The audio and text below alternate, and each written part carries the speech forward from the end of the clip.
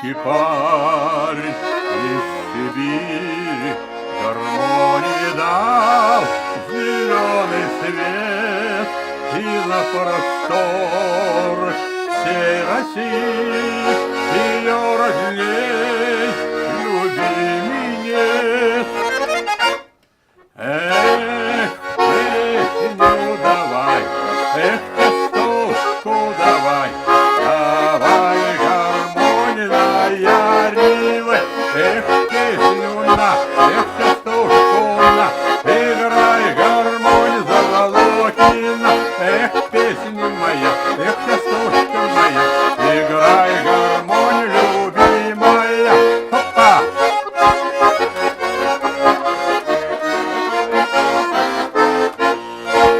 Российская гармошка, пусть будет праздник без конца. Стучись в двери и в окошки, стучись в народные сердца. Эх, песню давай, эх, частушку давай, давай гармония рива, эх, песню на, эх, частушку на, играй гармонь Заволокина, эх, песня моя, эх, частушка моя, играй гармонь любимая.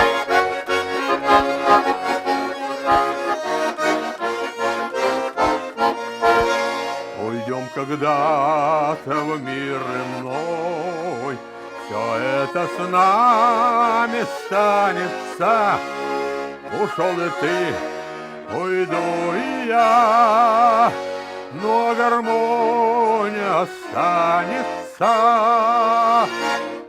Эх, песню давай, эх, частушку давай, давай гармония рива, эх, песню на, эх, частушку на, играй гармонию Вольфовича, эх, песня моя, эх, частушка моя, играй гармонию любимая. Оп!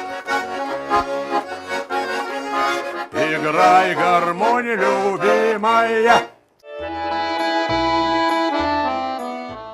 Дорогие друзья, мы сегодня в гостях у Сан Саныча Краснова, нашего мастодонта вообще народной музыки, а помогает ему сегодня его любимый ученик Кудряшов Евгений.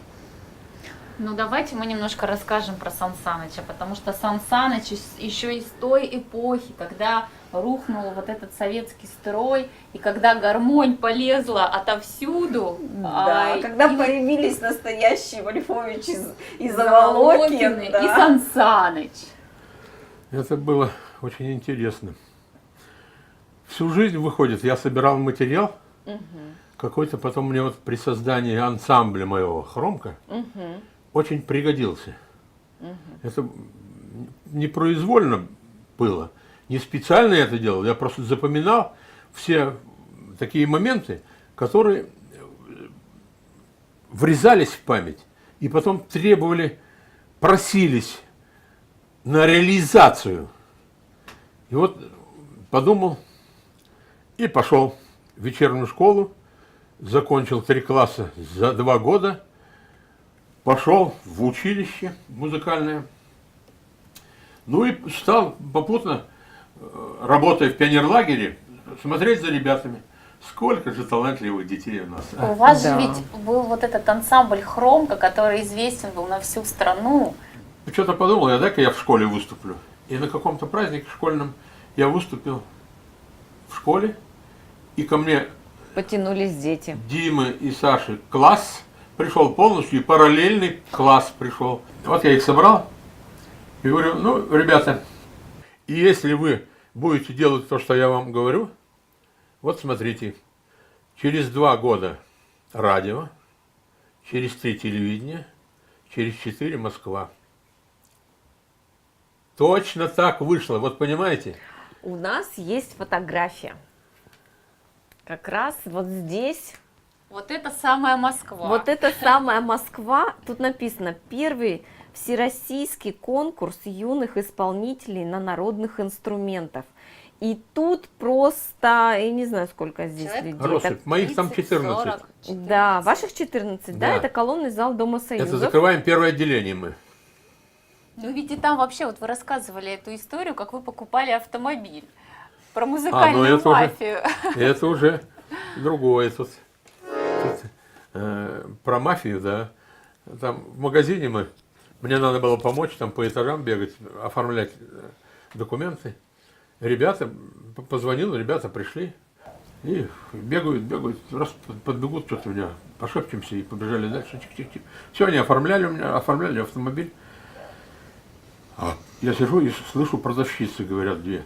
Слушай, это что, мужик мафию какую-то привез, что ли, банду какую-то? Они вокруг него вертятся. А я услышал, слух-то у меня музыкальный. Я говорю, девушки, вот извините, я подслушал у вас разговор, но вы понимаете, это тот редкий случай, когда мои ученики с детства, которые у меня выросли на моих глазах, они всю жизнь со мной. Вот им уже по 30 с лишним лет, и они со мной. Мы встречаем праздники вместе, собираемся, иногда и музицируем даже. Видимо, чем-то я сумел привлечь, капнуть на мозги, Чем? так скажем. Чем сумел привлечь Да, Сан Саныч? Женя. Женя, как любимый ученик. История, она началась еще раньше, потому что Мама беременная приходила это на было, да. репетицию. Да, приходила беременная на репетицию посидеть. А потом животиком. я, когда в сознательном возрасте уже был, То есть мне 4 было- года. Да, мне было 4 года. 2-3 года, и у меня любимая игрушка была, я из газет, из бумаг делал игрушки, эти гармошки маленькие, складывал, рисовал им кнопочки. Я не знаю, почему мне так нравилось, у меня их сотни вот так по всей квартире были Наверное, раскиданы. потому что мама, когда беременная была, Наверно. приходила на репетиции. А потом, да, меня привели в 4 года, и там достаточно много ярких впечатлений. Ну что, какую-нибудь песню? Давай, Жень, на твой выбор. Я знаю, что тебе все время сложно выбирать песни. Давайте сыграем тогда известную руссконародную. Полечку.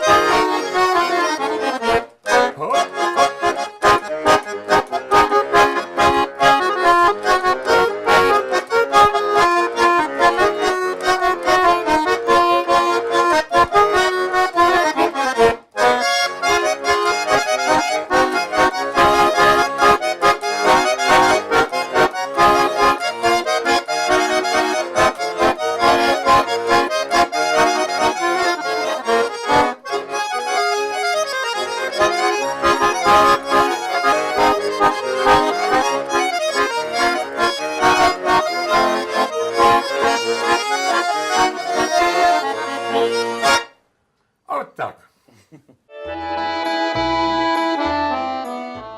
Интересная история. Мой дядя играл на балалайке. Откуда я все это набрал, весь материал? Я играл на балалайке. Я у него посмотрел. Он вот так играл. А я ей сделал обработочку на гармонии. И она очень красиво звучала. Это у нас была коронка. Зал на задницах подпрыгивал вот так. Подплясывал ножками, подстукал на ладошки. Да, у нас на Помнишь, концертах тоже Помню. приходят Она зажигала. прям танцульки самые Зажигала она настоящие. здорово. А давайте что-нибудь еще зажигательное. Зажигательная? Вот гармония уральская, играй гармонию уральская. Это же ведь ваша авторская песня. Да, Вы она ведь была сами написана к пишете. первому съезду гармонистов. И я написал ее, позвонил отцу Вы жили еще тогда На на северо-западе. северо-западе. Привез песню, он послушал. Слушай, нормально, нормальная песня. Ну и ладно, все, одобрил. Все у нас прозвучало на первом съезде гармонистов, на первом празднике областном. Это какой год был? Это был 88-й, 89-й, вот здесь. 88-й, наверное. Давайте сыграем Давайте её. ее.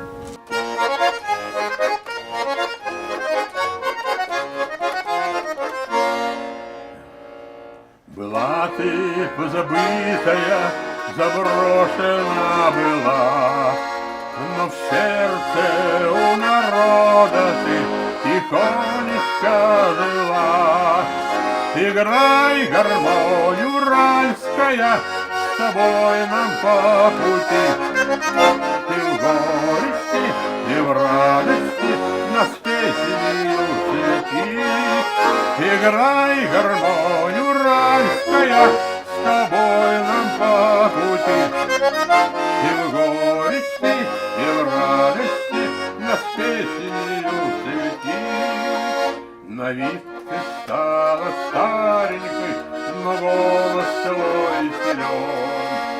За песни сердцу близкие, навек в тебя влюблен. Играй гармонь уральская, с тобой нам по пути. И в горести, и в радости нас песнею свети. Играй гармонь уральская, с тобой нам по пути. И в горести, и в радости нас песнею свети. Идем дорогой трудною сквозь ветры и огонь. С тобой, моя подруженька, уральская гармонь. Играй гармонь уральская, с тобой нам по пути. И в горести, и в радости нас песнею свети. Играй гармонь уральская, с тобой нам по пути. И в горести, и в радости нас песнею свети.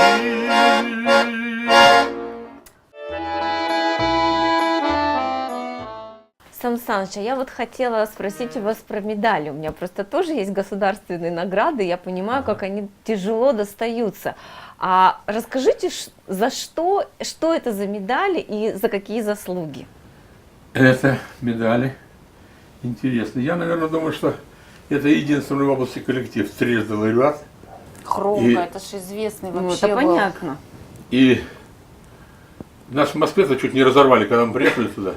Стою я на сцене, большой сцене Советского Союза, В колонном зале. в колонном зале Дома Союзов. У меня, конечно, губа задергалась, слезка. Ну вы представляете, что такое? Суть, вы поймите суть. Я собрал с улицы мальчишек, Да. научил их играть. И они через 3-4 года в колонном зале стоят ансамблем, который стал лауреатом российского конкурса юных исполнителей на народных инструментах. Председатель жюри была женщина. Когда мы выступили там, она идет навстречу, обняла меня вот так. Я, конечно, тогда был молодой, симпатичный, в сереньком костюмчике. Ну вы и Ну, сейчас. ничего, ну и Ничего. вот так обняла. Кто вы? Откуда? Я говорю, я Сан Саныч, с завода Сельмаш, я кузнец, токарь, пекарь. В общем, я рабочий с завода. А это что? А это хобби, говорю. Ну давайте, может, немножко про Сан Саныча расскажем, а то мы Да. все про хромку. Давайте, Вот давайте. Сан Саныч у нас Вспомнят люди, ведь знают. Помнят, Конечно, вспомнят. конечно. Люди помнят вас, люди вас любят. И я очень рада, что мы к вам сейчас приехали в гости, мы снимаем эту замечательную передачу. это И для нас очень большая честь. Да, это для нас быть очень здесь. большая Это особенная честь, правда. передача. Мы нашему камину изменили немножко, но вот К вам приехали. Ну, так Что камин к вам приехал сам. Да. Для меня важно, что дело живет. Дело живет, Дело да. живет. Что у вас пойдут концерты, что Да. выявление новых талантов, Да. новых гармонистов. Понимаете, чем отец занимался, тем и вы занимаетесь. Для меня это как зачинателя. Для меня это очень важно. Самое главное для меня в жизни, чтобы Конечно. гармония жила. Конечно. Я скажу, открою вам секрет. Я в управлении хромкой передаю Жене вот. У Сан Саныча было 5 или 6 жен. Жен, наверное, 5 было, да. 5 Ну так сколько, 5 или 6? А может и 6. Ну, я специально не считал. Ну, 6, наверное. А детей сколько? Детей у меня 2. У меня сын старший, вторая дочь. Вот это ее все рукодельница она у меня помощница первая. Папа позвонил, раз. Но я ей подарил за это машину. Новую, которую мне купили. Вот она пойдет на права учиться, будет меня возить по концертам, может быть. Вот такие дела. И Вот про такие. любовь у вас много А? песен, и про любовь у вас много песен. Про любовь. Да. Вот про рябинушку, я про которую говорил. Рябинка нынче, мало рябинки Да. там. Растет рябинушка, цветет кудрявая, и грозди алые к себе манят. И просыпается заря багряная, о чем-то листья тихо шелестят. И просыпается заря багряная, о чем-то листья тихо шелестят. А рябина под окном тихо шепчет об одном, а рябина под окном грозди алые. Ты не ждешь меня давно, занавешено окно, а любовь моя выходит запоздалая. Ты не ждешь меня давно, занавешено окно, а любовь моя выходит запоздалая. Скажи, рябинушка, кого ты встретила, кому доверила судьбу свою? Я не могу понять, как не заметила святую чистую любовь мою. Я не могу понять, как не заметила святую чистую любовь мою. А рябина под окном тихо шепчет об одном, а рябина под окном грозди алые. Ты не ждешь меня давно, занавешено окно, а любовь моя выходит запоздалая. Ты не ждешь меня давно, занавешено окно, а любовь моя выходит запоздалая. Еще хочу сказать тебе, любимая, что до сих пор любовь я берегу. Чтоб не случилось с тобою, милая, ты позови меня, и я приду. Чтоб не случилось с тобою, милая, ты позови меня, и я приду. А рябина под окном тихо шепчет об одном, а рябина под окном грозди алые. Ты не ждешь меня давно, занавешено окно, а любовь моя выходит запоздалая. Ты не ждешь меня давно, занавешено окно, а любовь моя выходит запоздалая.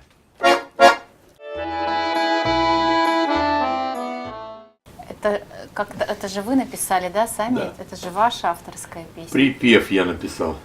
Это стихи прислала мне, вот когда я приехал из деревни и спел песню про деревню, и вот мне пошли письма.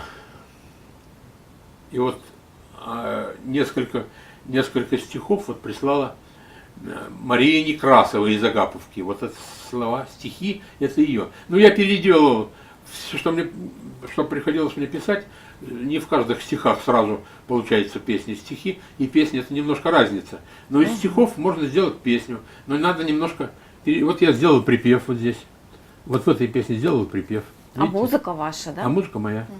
Большой пласт музыки открыт на Урале. Это очень важно, очень здорово. Больше авантюризма, как я говорил.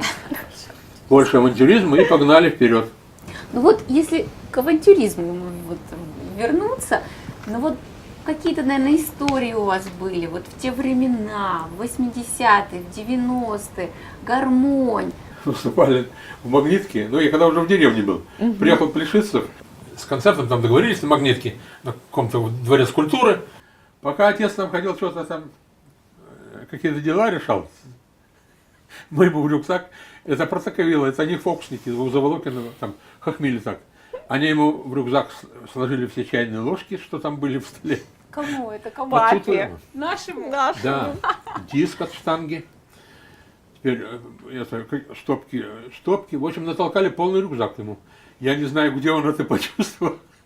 А он взял и понес. Понес! Он в таком воодушевленном состоянии, что что проверять, то тяжелый, не тяжелый, все легкое. И вот я представляю, как он... Мы много хорошего, разных слов новых о себе узнали. Наверное, когда он это почувствовал, что там нагрузили чем. А это розыгрыши. У артистов это Нормальное явление. нормальное явление. Это розыгрыши такие, вот такие бывают. А про любовь, вот как говорите. Приезжали Заволокины в 2014 году сюда. Я спел Заволокинскую. Вот. Вы понимаете, зал встал и стоя Заволокиным играли как положено. Мне встали, стоя, аплодировал зал. Я заплакал и больше петь не смог. Для меня это высшая награда, высшее, я не знаю, как объяснить состояние мое. Конечно, эта любовь вот такая даже породила песню. Это было мое 60-летие. Был авторский концерт мой, отец организовал. И вот первое отделение прошло, так хорошо принимали. Но я это чувствую, тепло из зала. Чувствую, я очень чувствительный и чувствую вот это тепло. Я сел и тут же написал песню. Прямо вот здесь, в антракте. Раз сел, бумаги не было. Ребят, дайте какой-нибудь листок, оторвали там какой-то борчатый кусок. Вот что значит вдохновение. Я написал слова. Сразу мелодия тут готовая, как будто была. Отец держал вот этот листок, я выучить нигде, когда я только написал. Отец держал вот этот листок. Я ее спел, зал на бис второй раз заставили спеть. На третий раз не отпускали, ну хватит, что одну песню. А это что за песня была? Это вот сейчас я вам спою. Давайте. Спасибо вам, люди, за вашу любовь. Спасибо вам, люди. Когда же нам, Господи, встретиться вновь, и встреча нам праздником будет.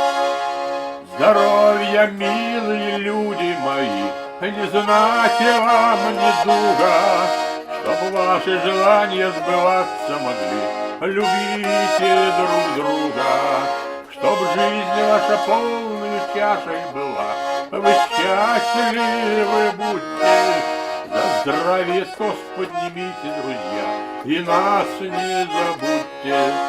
Здоровья и счастья вашим родным, соседям предателям, на месяц, на год и на все времена желаю удачи.